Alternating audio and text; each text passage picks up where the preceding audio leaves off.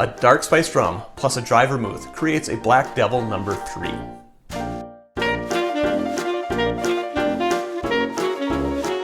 To make this drink, I'm going to start by prepping the glass. And the official glass is a martini glass, also known as a cocktail glass. And what I'm going to do is rim it.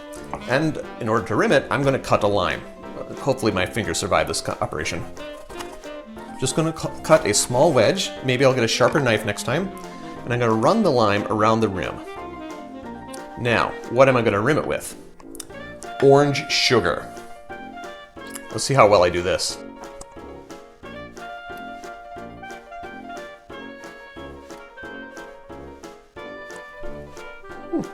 Not bad. I seem to be getting better at this. Now let's make the drink. This is a stirred cocktail, so I have my mixing glass here. Mixing glass? You said, yeah, I said that. Okay. We're going to go with 2 ounces of our dark spiced rum. 2 ounces is 60 milliliters.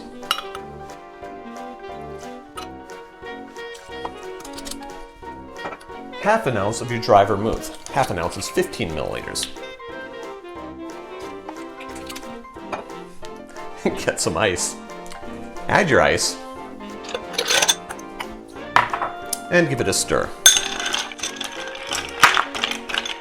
I guess that one didn't want to work.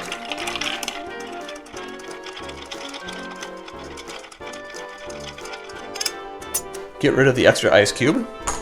Then strain your drink into the cocktail glass. Now to garnish. Garnish is blackberries.